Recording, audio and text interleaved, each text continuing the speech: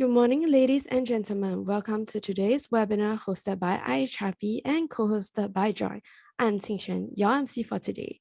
So before we kickstart this session, I'll be letting you know what will be happening in this webinar. So first off, to kick off the session, we're talking about building culture of well-being with mental fitness for everyone every day. Afterwards, we'll be introducing the panel, followed by our heated panel discussion. Last but not least, at the end, we'll be having a Q&A session. So if you guys have any burning questions, do drop them in the Q&A function below for us to answer it later at the Q&A session. So now, let me introduce Sanjeev Magotra, founder and CEO of Joye, who will be leading this panel discussion. Over to you, Sanjeev. Thanks, Chinchian. Good morning, everyone. My name is Sanjeev Magotra, and I am the founder and CEO of Joye. Joye is a software for workplace mental health. We have partnered with Microsoft to weave joy and mental well-being into day-to-day work life of the employees in the workplaces using Microsoft Teams. This is a tool which is innovation to promote the culture of well-being in the workplace. We will talk a bit more about Joye towards the end of the session. And this brings us to kick off the panel discussion, which is themed around the culture of well-being, especially at this time when workers are returning to physical workplaces. And this is another transformation which we are undergoing. It is very important to not forget the lessons and the best practices which we have learned during the pandemic. And it's a great opportunity at this time to think about how do we build the culture of well-being going into the hybrid future of work. And this panel discussion is themed around that. Along with me, we have a very esteemed panel. And you saw the panel names at the start of the starting slide. I won't repeat them here, but I will invite the panel members to introduce themselves and give their high-level perspective on this topic of culture of well-being, especially in the hybrid future of work. Without further ado, I will request Dr. Anurag Apte, who's the head of well-being from Procter & Gamble, to introduce himself, please. Hello, everyone. And Sanjeev, thanks for the kind invitation to speak on this very prestigious forum. My name is Dr. Anurag, and I am Senior Director Medical based out of Singapore for Procter & Gamble. I manage Asia Pacific, Middle East, and Africa. I'm a physician by training and specialized in occupational medicine. And I've been working in the field of occupational health and well-being for 15 plus years now. So looking forward to a very interesting conversation on a topic which is near and dear to me. Thanks, Anurag. I'll request Mayank Parekh, CEO of IHRP, to introduce himself, please. Thanks, Sanjeev, and happy to be part of this very illustrious panel. And thanks, Sanjeev, and the rest of the panelists for partnering IHRP to put this together. Myself, I'm a CEO of IHRP. IHRP is the national certification organization for HR professionals in Singapore. So we have a number of certification related programs. And as part of the certification framework, we also run a continuing professional development. And as we all know, over the last couple of years, the mental well-being of our employees has been front and center in terms of what HR can do to support. And certainly, I think there's no magic bullet out there. Every organization has to work through its own challenges. So I'm also curious to understand from the panelists today how organizations can better approach this issue of mental wellness and what they can do, whether big or small organizations, what can any organization out there can do to get on this journey of better mental wellness. Thanks, Mayank. I'll request Dr. Daniel Fang, CEO of IMH, to introduce himself, please. You're on mute, Daniel. Unmute myself. Sorry, I'm trying to unmute myself. Hello, everyone, and happy to be here. Thanks, Sanjeev, for the introductions. And I am a child psychiatrist. I work with children. So actually, I'm an expert of illness, not of wellness. But unfortunately, I am the CEO of the Institute of Mental Health, which by nature of its name means that we have to look after health as much as we look after mental illness. But in fact, mental health is in our mission, the promotion of mental health. So I'm happy to be here. I hope we can discuss this very important topic that will lead us into the next millennia. Thank you. Thanks, Daniel. We also have Joanna Lim. She is the head of Microsoft Modern Workplace and Security Practice for Singapore. Hi, Joanna. Hi, good morning, Sanjeev. Thank you very much for having me here. I'm very, very flattered and humbled to be on this panel, right? It's really, great lineup of speakers and also the customers and the attendees over here. So I'm Joanna Lim. I head up the modern work and security business for Microsoft Singapore as part of my day job. And what that really does is I work very closely like partners like Joy, like Sanjeev, to really tap onto technology to kind of drive, change and adoption, right? Where we help people with accelerating their well-being through technology. So one of the things that I'm very passionate about is also well-being, because that's really a top of mine. Personally, I'm also a well-being champ within Microsoft Singapore. So I'm hoping that this session here not only allows me to share what are some of the practices that we have in Microsoft, but at the same time learn from the team over here, and I can bring it back and share with my HR community. So thanks for having me here. Thank you, Joanna. So I think we are in a good position to kick off the panel now that we understand, the eminent panel members and their background. I'll start off by requesting Dr. Anurag Apte, who's a practitioner, HR practitioner around well-being space in a global organization like P&G, and P&G is known for its great human resource practices, great employee well-being practices. So we would love to hear from you, Anurag, about some of the best practices from P&G in this space. And you can also, I'm sure there are lots of things you are already doing very well. There are a lot of things you are planning, and you also see challenges. So it'd be great to share a perspective of what's working well and where you see challenges going forward. That'll be wonderful to hear. Thanks, Sanjeev, and the pleasure is all mine.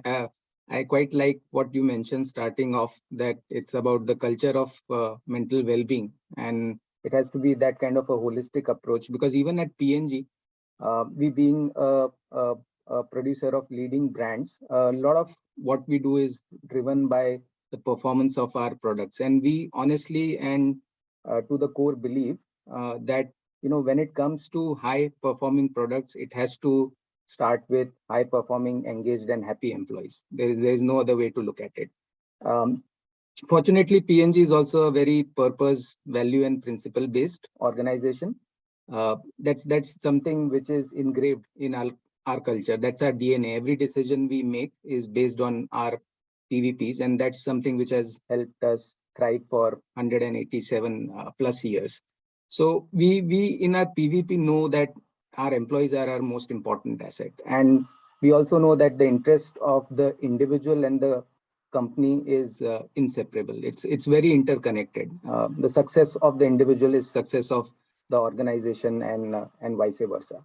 So for us to talk about mental health or well-being, it's as much as a logical and principle-based case as it is a business strategy. So it's very intuitive for us, I should say. So I think one of the learnings which I would have, and maybe I would also eventually love to hear from the panelists, is when it comes to mental well-being or anything of value or consequence, it cannot stick, it cannot work unless and until it is driven by a purpose-centric approach. So like, why would a company want to invest in health and well-being? The honest reason is because it's the right thing to do, and it's the right thing to do for P&G. And there is a lot of data out there which also talks about the return on investment when it comes to health and well-being. for us, what matters more is the value on investment. So those are not just the hard dollar returns, but what are the intangibles which we are gaining out of this practice? So it is the appreciation of the organization. It is appreciation of each other as employees. It is our talent retention strategy. It's what we use to attract talent to PNG. It's very holistic. It goes beyond just, okay, if I spend $1, what is it that I'm going to get back? We have, I think, quite a long time back past that kind of a trivial expectation. So that's the one thing, or the first learning, I should say. I think for more than a decade, PNG has been investing in the field of health and well-being through our marquee Vibrant Living program, as you can see in my background. And the pillars of this program is meaningful heart. So what is it that drives a sense of purpose, a passion and pride for the organization? How can people connect with each other, and how can people connect with community? So that includes CSR and community support. It's happy minds. So what is it that the company can do to create a safe space and environment where focusing on psychosocial well-being is a norm, and it's healthy body, where we talk about energy management, because everybody knows mind body connect. So the second learning which we have benefited a lot is to have a holistic approach on health and well-being. And yes, of course, mental well-being is front and center when we talk about it, but it can't be okay, just a very skewed approach to mental well-being. It has to be more driven holistically. So I think now talking about specifically mental well-being, the few things which we have seen over the past 2 or 3 years, again, pandemic as a kind of a disruptor and enabler, is now traditionally every company has employee assistance program, but we are trying to change that paradigm, and we are repurposing EAP to life coaching. So we always offered this as a preventative approach, but now we are trying to become deliberate to let our employees know that it is something which offers day in and day out tools and practices by experts, which can enable them to better their sense of self. So I also appreciate this from a Gen Z or millennial standpoint, because for them what matters is the look, feel, the touch, the knowingness of this subject. And we are also then shifting our EAP with life coaching to digital first kind of an approach, where it's not like a traditional call center kind of a model where you call in and you don't know for the first time you are interacting with a individual, and maybe then that drives more taboo or stigma. So we are experimenting with that, and we have seen initial success with that. The second is managing with empathy. So teaching our people managers to lead healthier teams. So enabling them to empathize with this subject, understand what it means, what they can do to create an environment and a safe space, how to pick up signs of distress, the do's and don'ts, and just acknowledging that they are not experts, and just being there is what matters from being a people manager standpoint. So that's something which is working well. Third thing which works well, and we have seen good success, is we know for a fact that when it comes to mental well-being, it's about the sense of purpose, the autonomy, control, and workload management. Because we can talk a lot in terms of offering programs and services, but if we don't focus on the fundamental, no meaningful impact will come out of it. So we are hard coding well-being in general and mental well-being in specific as part of our career conversations. So when we discuss between the people manager and the employee, what is it that well-being means for that individual? And then what is it that the company and people manager can do to assist them on this journey? And it's like individualizing, because a stock approach, yes, it does drive engagement and awareness, but well-being is something which is very personal at the end of the day as well. So that's something which is working. I think leading with purpose, so having senior leaders become the face of everything to do with health and well-being, sharing their own learning and experiences, as well as enabling those who are willing to share their individual storytelling, has something which we have seen very successfully helped create that safe space in that organization. And the other two things, and then I talk about the challenges, because those are the opportunities, is the policy landscape. Because in most of our Southeast Asian countries, governments and organizations, Singapore fortunately is very progressive, and we have Dr. Daniel, and maybe he can talk more. But most of the Southeast Asian, India, Middle East, and Africa countries, the focus on mental well-being from a community health practice standpoint is very poor. So we are also looking at where those gaps and opportunities lie, and from a policy practice standpoint, we are running pilots on how do we bridge the gap in terms of mental well-being support in the community. And final thing which I would say is working well is, and something which we are endeavoring to, is building the peer support network through psychological first aid and building Healthy Minds Champion, so that it's not just a top-down approach, but a grassroots approach as well. So finally, for the opportunities, and again, it's not, I always say mental well-being is not a problem, a business issue that we can solve overnight. It's a cultural transition which we are working towards. So there still exists a lot of taboo and stigma. It's palpable, like we endeavor to make a safe space where people can open and talk about it, but it will take some time. So how do we address that more holistically? I also hope, and the pessimist in me would say that this doesn't become a pandemic thing, a passing trend, and mental well-being is going to be a biggest driver of morbidity in the times to come. So we are trying to ensure that we make mental well-being mainstream and not a passing topic to discuss and work on. And how do we build those self-help network, and how do we drive support consistently from a policy and practice standpoint? Again, as Mayank said, there is no silver bullet. So we are also going through our own learning curve. And finally, with all what is happening in this extreme VUCA world, PNG is also not an island. We are part of the communities in which we work. So there's a lot of uncertainty which is being driven. And how do we shield our employees from the impact of those uncertainties, or at the least help build resilience so that they can be much more prepared? And it's sustainability, it's random wars which are happening, it's inflation, it's everything. So that's another challenge we face. So yeah, that's what I wanted to share. Over to you, Sanjeev.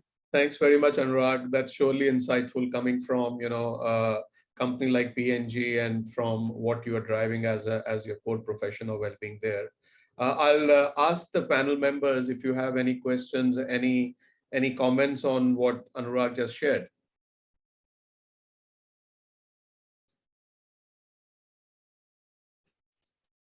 All right. So I think maybe I will request Dr. Daniel Fung to also share his perspective, coming from leading the Singapore's, premium mental health hospital.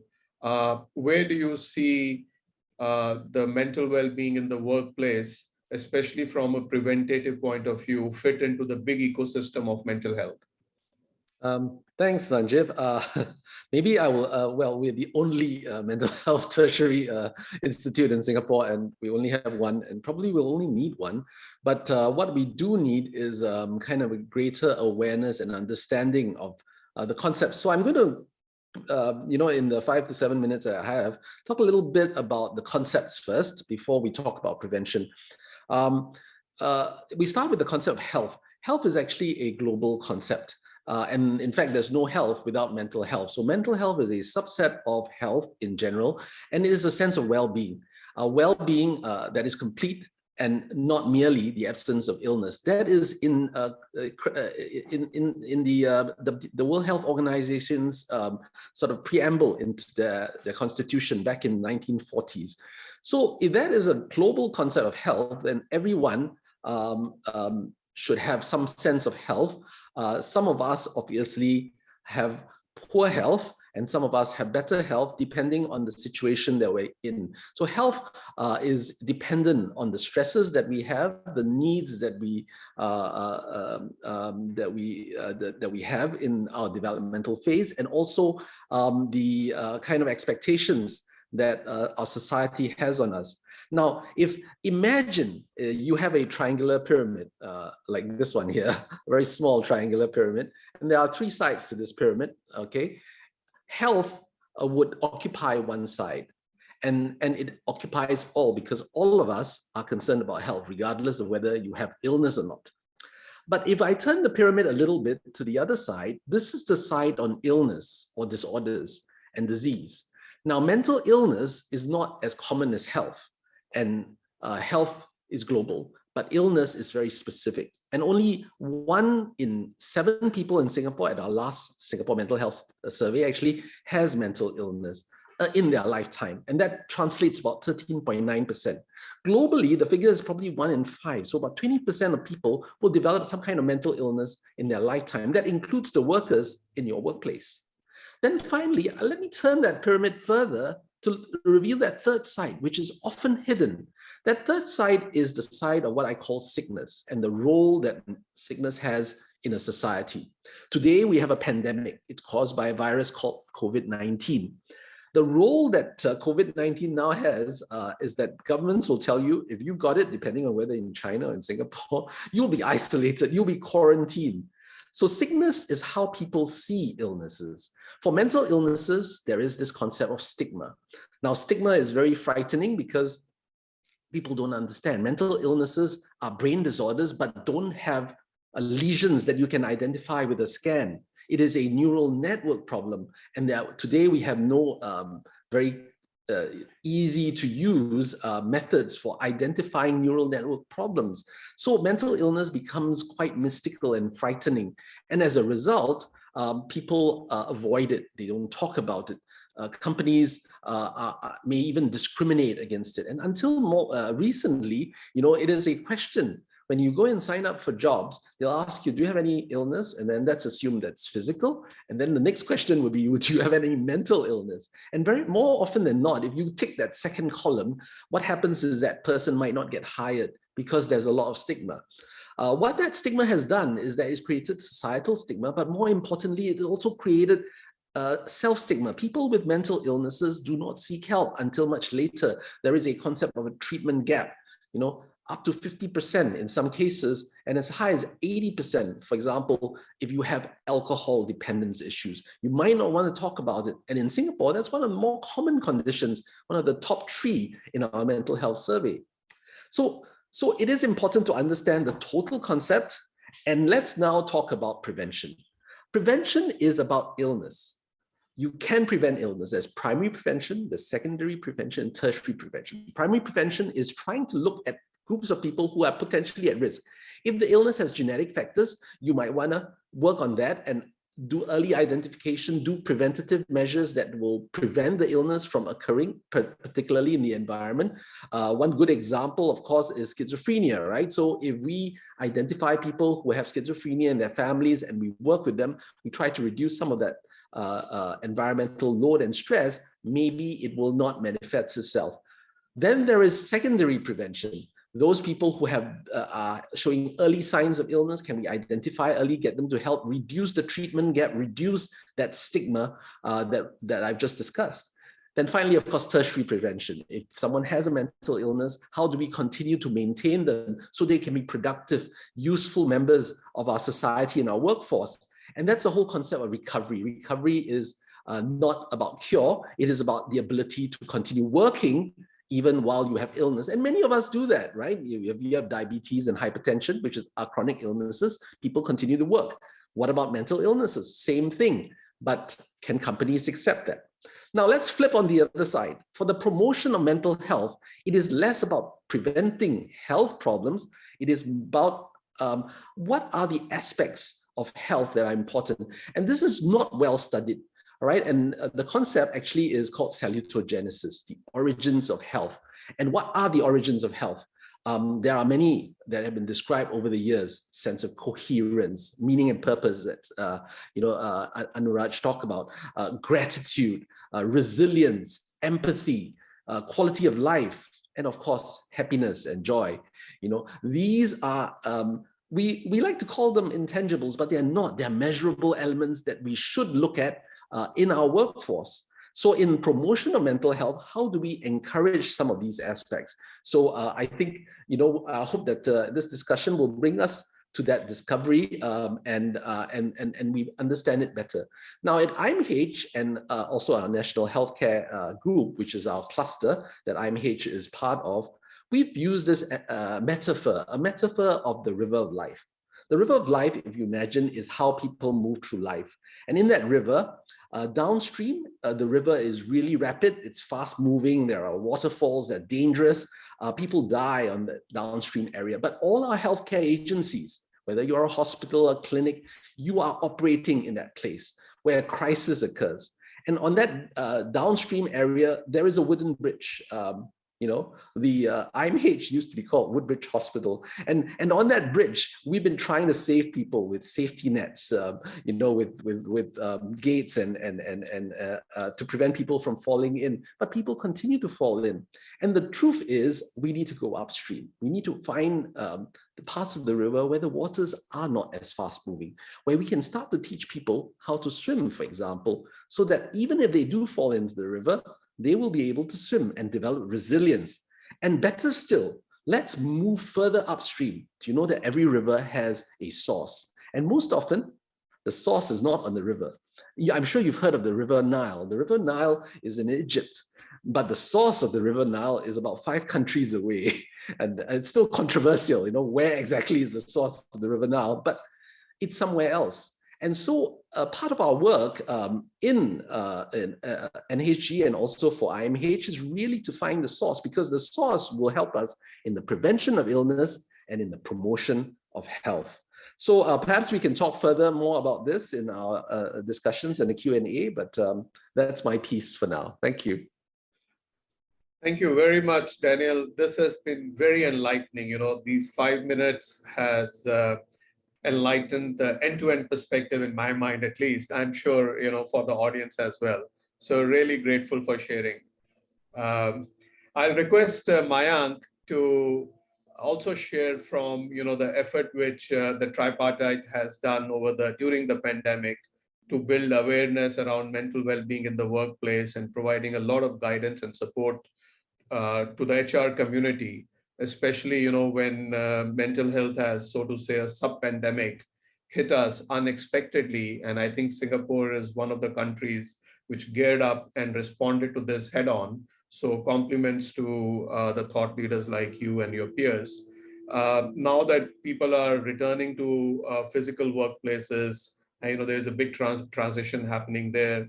What are your views about, or rather, what are your recommendations and suggestions to the leaders and the HR professionals when this transformation is happening for returning back to work?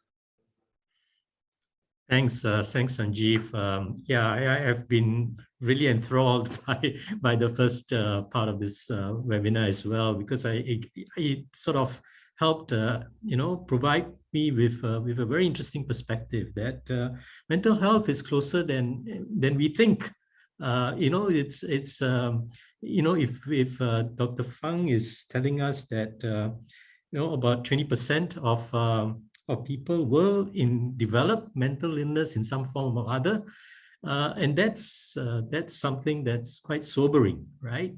So it is closer than we think it is, and something that all employers and employees need to work together.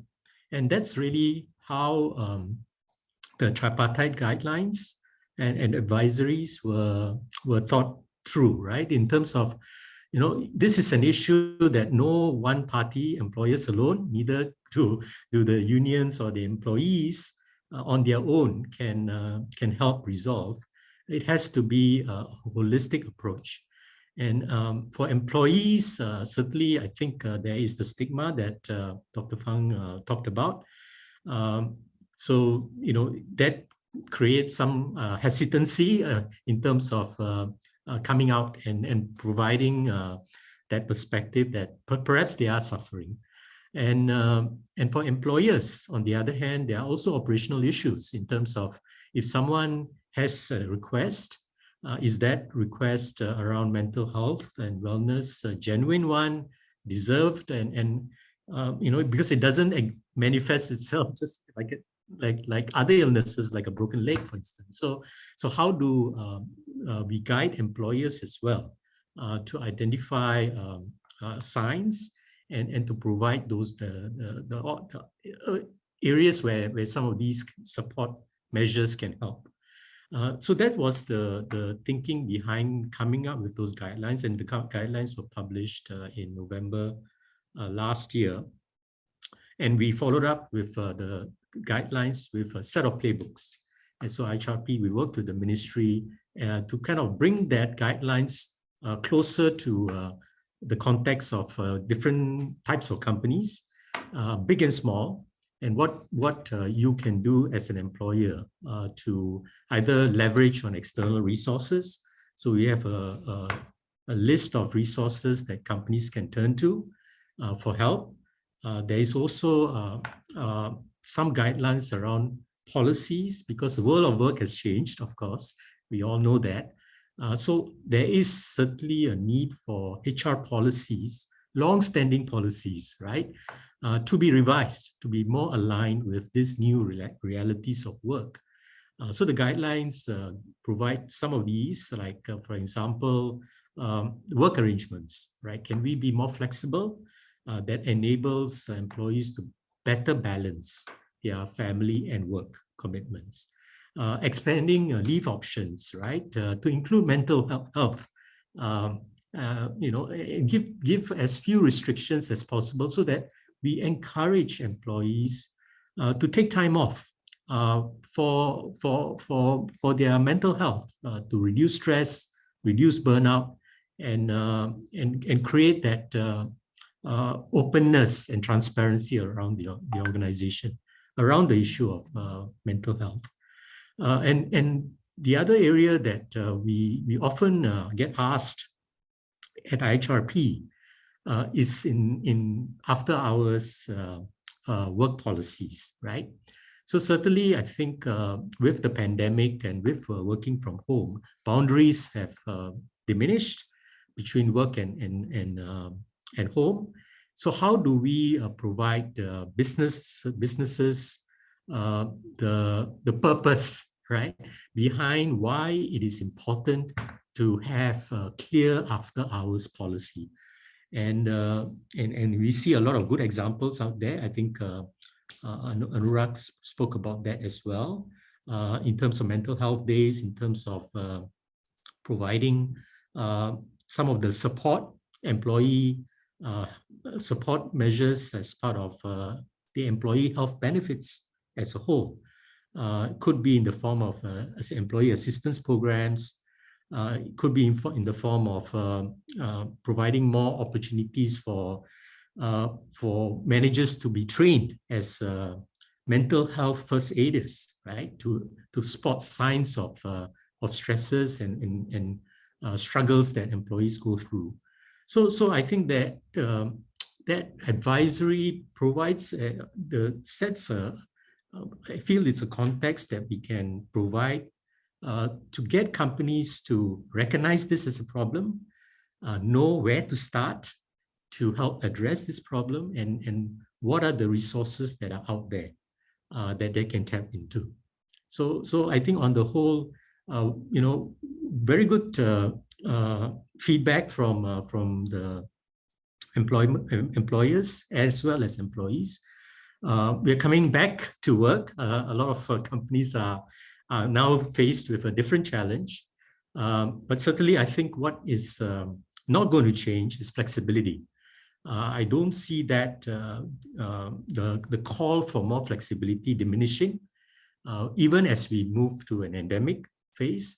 So with this flexibility, employers will need to better taper their policies, better understand some of the challenges with being flexible in work arrangements, and how what more can they do specifically in the area of mental wellness.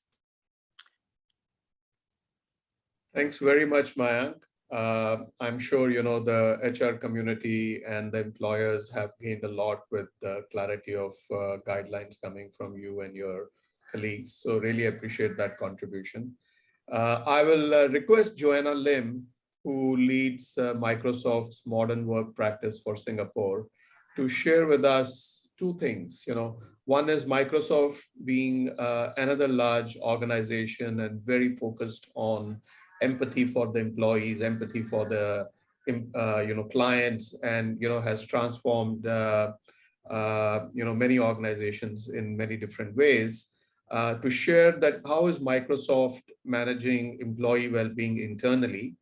And the second point is that how is Microsoft managing, or rather helping clients to manage their workplace well-being with technologies and other efforts. So two-pronged question to you, Joanna. Sure, thank you very much, Sanjeev, teeing that out. But I really enjoyed listening to all our panelists who were here. A lot of things resonated with me, and I really want to kind of maybe anchor on Mayan's point around flexibility. So I think the last 24 months, we've been on this learning journey. I think everybody been learning together. The speed of change is very much there. We went from remote working to hybrid working, and now returning back to the offices.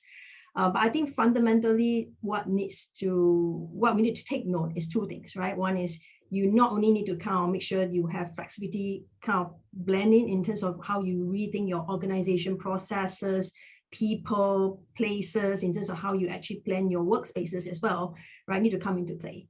The second part is really very linked to today's topic, which is the culture, right? A hybrid work culture and well-being, right? According to one of the latest report that we actually done, we call it Work Trend Index. This is the second year we're doing it. And in this report, 57% of the people that responded say that employee well-being is what they will prioritize, like health and well-being is what they will prioritize, than before the pandemic. So they are looking at whether is the organizations providing that kind of focus and support for me to look at my health and my well-being, because that is really critical to me. I know I have now not only realized that flexibility is important, I need to have that sense of belonging, I need to have growth and development opportunity, and I have the choices for me to make those decisions now. It's no longer just limited to where I work, right, and which country I work and what I work. So there's a lot of that permutation. In fact, last year's report showed us that 49% of people will change job, right? And this year's report showed us that more than 60% will look to change, especially the Generation Z. So, so as organization, we need to think about, and business leader, we need to think about, what are we doing to attract talents, to maintain talents, to create a sense of belonging, culture, and also making sure that people well-being is top of mind and taken care of. So, I earlier mentioned about technology is important. I will talk a bit about that, in your second half of the question. But I think maybe take one step back around what Microsoft is doing. So you see this backdrop that I have here that says "Works for Me," right? This is really our new campaign that we introduced just a couple of months ago as we think about returning to offices. All right, we want to practice what we call three-dimensional work. Which is whatever that works for you as an employee, right? You can be working, at the offices because it's what you need to have. And flexibility is there where I can choose to work, on certain days, or I can actually basically combine the best of working from home and most times and coming in for certain activities. But of course, in our Work Trend Index report, we also cited that, in order to make this hybrid work kind of culture works, you do need to kind of set in with the right policies, the right team agreements around, when people come in to do what, because that's what's top of mind. People are thinking about, when do I really need to come in, and why do I need to come in, and what do I do when I come in, and where do I go when I come in, right? So I think those are very much the top of mind there. So that's something we're practicing. Now, from a well-being perspective, I will sum it up in we look at 5 things, a lot of which, all the panelists have touched on the point here. But maybe let me frame it up, right? So 5 things. One is importance of employee voice. We need to listen and put people in the heart of everything. So at Microsoft, what do? We have 2 systems, maybe listening systems, I would call it. So one is active listening. So that's where your pulse, your survey, your feedback that you usually get. At the same time, we have what we call ambient listening. So listening from the tools. Many of our people and many customers are already using Outlook, using calendaring, using Teams. How are those signals telling us today around, how people are working after office hours work, right? What can we do to help employees actually better manage their time, right? And how does these insights that we take from we have a tier 1 HR support that you can ask HR something. What are those information telling us around our employees, and therefore we can provide the right necessary support to our community and our employees. Now, of course, a lot of this come into privacy conversation. People worry about it, but these are all aggregated data. We can't pinpoint to who, right? But the idea here is to be able to listen to what the organization, what our employees are talking about it. So the voice of employee voice is super important. The second one is leadership. I think Dr. Anurag, you probably talked about it earlier. Leaders leading by example, leaders showing up and to say that it's okay not to be okay. I'm also going through this myself. All right, that's super important. And the other one that's really interesting is managers are getting sandwiched between leaders and employees. So what are we doing to empower our leaders, investing into our leaders in their skills, competency, confidence? How are we actually helping them to really have those conversations? Hey, not everybody is born to be a well-being champion or be able to talk this discussion. Some people may feel very uncomfortable. So at Microsoft, we also do, we have a manager model called Model Coach Care, MCC. So we get our managers to model the behavior, be trained up onto having the right conversation to coach the people, the team, and of course, demonstrate care as well. And the other thing is around, because the working community is, our workforce today is multi-dimensional, multi-generation, right? So you do need to make sure that we are getting inputs from different segments. So we have what we call ELT, so extended leadership team. So we put together some managers, extended leadership team that becomes the bridge between the senior leadership as well as the employees. And they basically runs and create, be the voice of the employees and do bottoms-up initiative to ensure that this is not a top-down approach program that we grew up, but really bottoms-up employees conversations that we are doing. Of course, the other thing is awareness. I think most of us have the program. So like P&G, we also have EAP program, right? But the conversation there, we also have something similar called the Be Well. So we have a platform, you have webinars, activities, contests, you can actually go to medical perks. All this is a whole deal, right? It's not just about well-being itself, but it's really the whole fact that, hey, we care for you, we have the coverage. It's a holistic approach that we should be having conversation with the employee. So then the thing I want to mention here will be, how do we raise that visibility? Because today, a lot of this lies there is available, but not many people are actually, accessing, or it's at the back, I access it when I need it, but, the idea here is, how do you bring some of this information more proactively, right? And in that point of time. And that's where I think technology do help, right? And when I saw what Joye is doing and what Sanjeev is doing, it's like, hey, it's very interesting because this is really catching you in the point of time where you need, potential help, and you might not know it. So, how do we make that come to life a little bit more quicker, easier, and in the point so that people can access to the resources?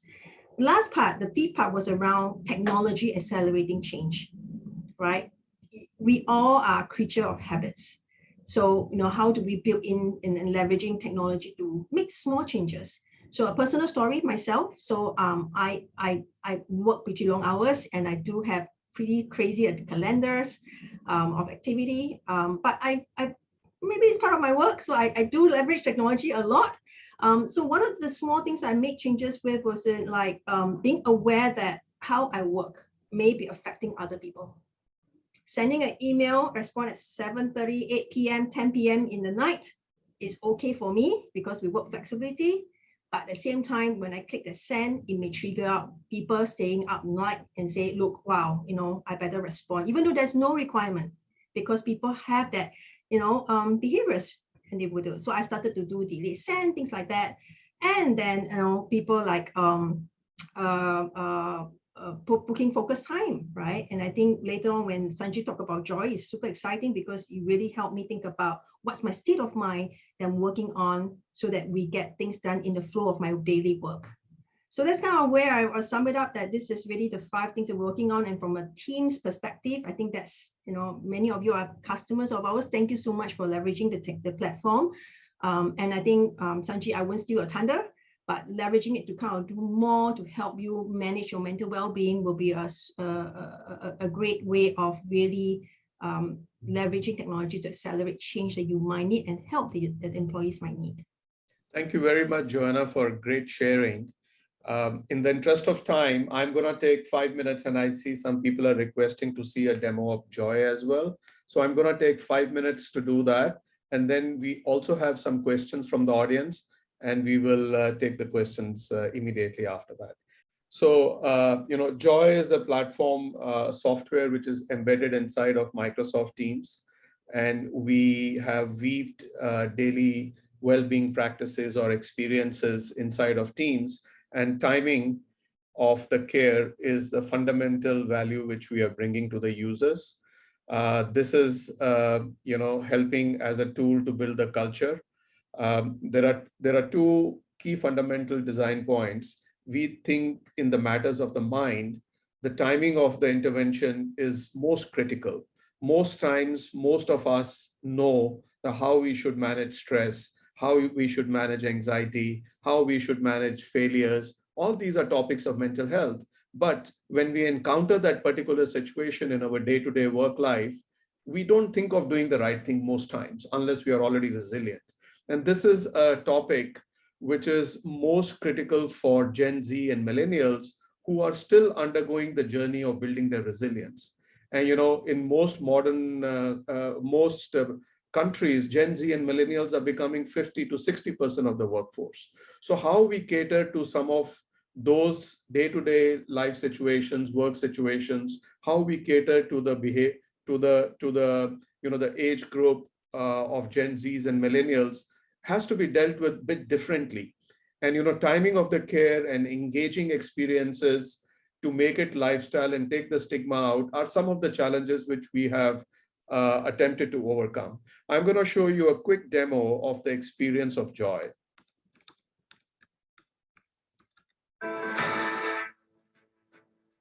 Welcome to Joye. It's time to make happiness a habit.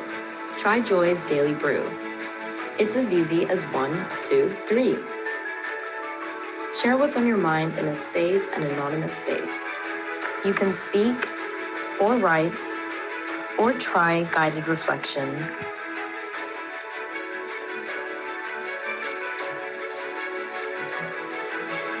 Joye's AI will understand your unique situation and share some good advice, just like your mentor or a dear friend may have guided you. You can now manage your daily joy level. Congratulations, you are ready to take on the rest of your day. Now, you don't have to go very far. Joye is embedded in your Microsoft Teams. Imagine after a stressful call, Joye prompts you to recharge and boost your productivity again.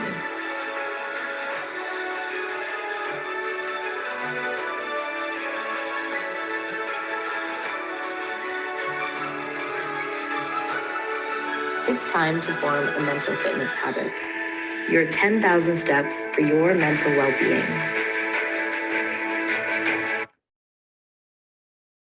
So if you see here, we have weaved experiences to take care of your day-to-day issues in a very contextual way, where technology will help you to reflect, understand, and technology will understand your context, whether it is anxiety pulling you down, or it's conflict pulling you down, or it's some other work situation.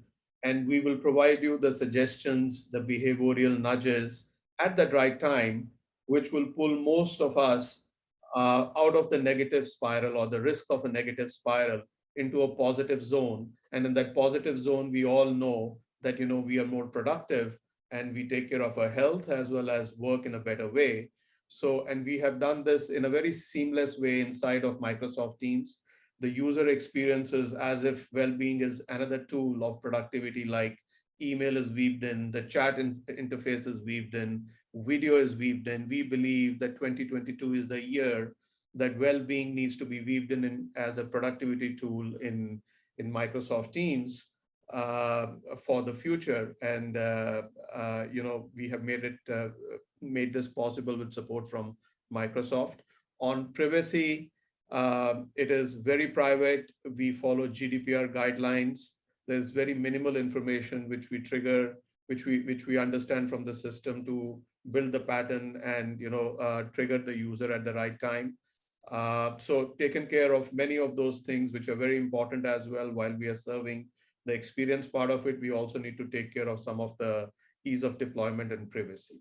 Yeah. Just few screenshots to show how it is weaved in. I'm not going to take more time. It's a very engaging experience, timely experience, lifestyle experience, takes the stigma out and weaves this in 1 to 2 minutes of engagement at the right time, which is of a lot of value to the users. You can reach us at connect@joye.ai, JOYE.ai, and we'll be happy to share more with you in depth, do a demo, do a pilot, all that is required to make it work for your organization. So without further ado, I will ask Chinchian to share some of the audience questions with the panel, please. So thank you, Sanjeev. So now we'll be heading on to the Q&A section. So for the first question, can online job application form contain mental illness questions? Maybe Mayank, would you like to answer that? I think in general, the questions that you ask has to be work-related. and that's the general rule regardless of whether it's mental health or other kind of disabilities. So the question is then, does that job require you to ask that question, right? And certainly there are some jobs that you will need to be aware of mental conditions, mental health conditions, but I don't think it's something that generally, it's good practice not to have this as a general requirement in your job application forms. Actually, I just wanted to add that, in TAFEP, the Tripartite Alliance for Fair and Progressive Employment Practice, there are clear guidelines that suggest that you do not ask these questions indiscriminately. And I put a link online. I believe that this is important from two sides. From the societal stigma side of the house, it is very helpful. And then also for the self-stigma, where people feel reluctant to share information. I just want to add one point to this issue. I just feel very important that, this is unpublished data, it's coming out soon. We've just done a recent stigma study that NCS, National Council of Social Services, has done that. And what they found is that people have stigma. There are two groups. There is a group of people who have been exposed and have a personal experience of people with mental illness, and they become very stigmatized because of that personal experience. And then there are people who, appear to be very interested, but they have no experience. And they have low stigma, but the moment they get exposed, they have high stigma. So I think it has to do with how you educate your entire workforce, particularly the HR department. So I think the workforce literacy on mental health is quite critical and is very urgently needed. Thank you both for the answer. So riding on that question, we have another question. Is it necessary to declare our mental health status on the application form? Dr. Daniel, would you like to answer that? Well, I don't think you should, as I just said, the recommendation is not to ask. If you're going to ask a health-related question, you just ask about a health-related question. Mental health is part of health. You shouldn't be very specific. There are obviously some work employment that may require some health-related information. But actually, if you don't even need to ask about health. I mean, theoretically, if you are evaluating, I think in the TAFEP document, it actually suggests that if health is an important part of the need to declare health in terms of providing support and insurance and all that, do it separately in the identification of suitable candidates. That doesn't necessarily have to be a question at all. I mean, I don't know whether I agree. Yeah, exactly that. There's also the issue of confidentiality. So it's not just sometimes at the start of employment, it's also for your in-service employees. Certainly, if you want, employees to come forward and to volunteer their issues. And so then there has to be some measure of confidentiality. The medical information, for example, should be kept separate from the person's normal P file, right? It's two separate things, and how supervisors also need to have that recognition that to disclose as little information as possible, right? For example, if a colleague needs to take some time off, then that's not something that you necessarily want to widely share. So I think the management of information on mental wellness is something that organizations need to be aware of, need to be sensitive about, and if managed well, I think you can very much control some of the stigma against some of these issues at the workplace. Thank you, Mayang. So moving on to another question. I have two questions for Dr. Anurag, and she said, thanks for the great sharing. So how do you build a sustainable well-being strategy in your organization? How do you identify priorities and translate that to practical steps to building well-being?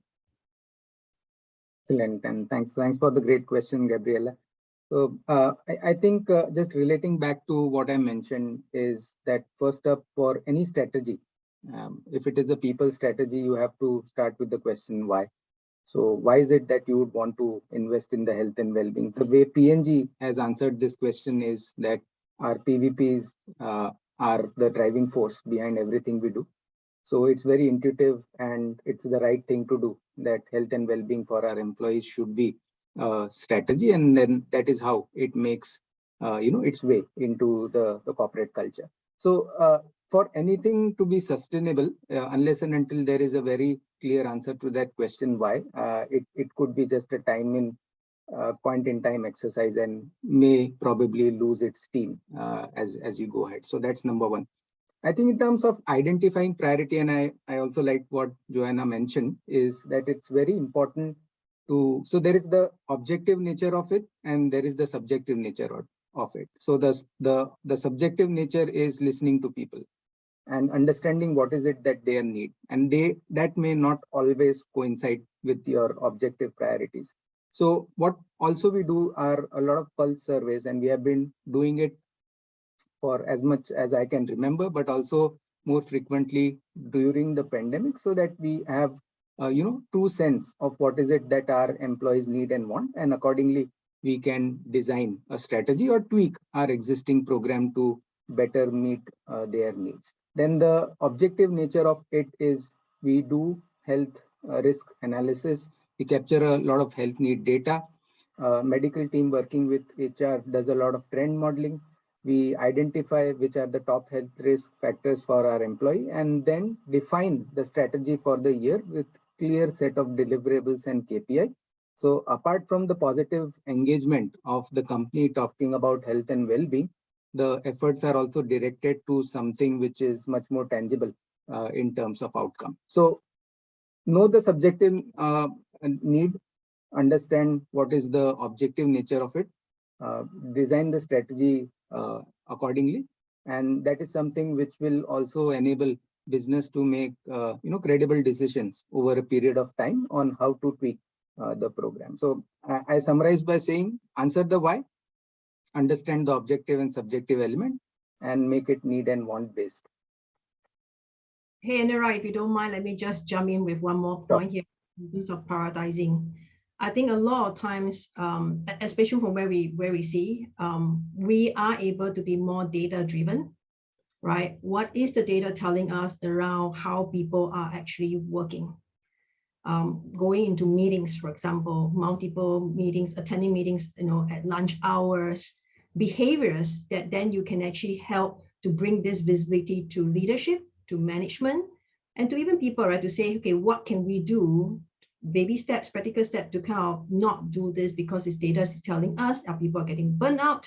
They are really spending time, where they shouldn't be. If you're having, our managers are attending, the meetings together with our employees, what kind of messages are you sending? Is it a problem with trust, empowerment, coaching skills? These are the things that then become easier for you to identify what do you need to do in order to help contribute and build the well-being portion as well. And a lot of this data is already available today. So I hope that helps. Thank you, Dr. Anura and Joanna. So moving on to the next question. So what are good activities that can be done from ground up - junior managers? Not all leadership organizations are ready yet. Maybe Anurag or Mayank, would you like to answer this? Anurag, why don't you go with that? Yeah, let me start. An excellent question. I think when we talk about junior managers, it could mean two things. So either these are lateral hires, which have come from other organizations and their level of maturity would be different as to compared to somebody who has been hired from fresh off the campus, which in that case, as we have been talking, could be a millennial or a Gen Z. And honestly, for them, it's the cultural integration which matters the most. So every workplace has a look and feel, a smell of the place and the way things are being done. The most challenge this, and we have seen this in our data as well, this group faces is not getting enough opportunity to culturally assimilate into the likes, dislikes, the needs and wants of the organization. So lot can be achieved by heavily investing in enabling especially junior managers to well integrate with the organization culture. The way that can be done is with a lot of positive mentoring and the way we are building people leader capability, because they are the ones who would be managing this, is to drive with empathy. So understanding that especially in the past 2 years, they have come in an environment where physical face-to-face touch, social interactions, which are very important for your mental well-being, were little to none, and most of the environment was hybrid. So people leaders and managers should acknowledge and appreciate this, and accordingly try to coach, mentor, and guide the junior managers so that they are well equipped to face the challenges. And not that we have figured it out, because this is the category in which we see the predominant challenges, and all what I had mentioned earlier is somehow now being used to, how do we address this particular problem statement. So yeah, but that's what should help. Thanks. Tinshan? So, okay, thank you. So probably to wrap up this session, we have like one last question. So I understand that a lot of our panel have already sent a lot of links to different playbooks, different information, and also reports that may help others in the future.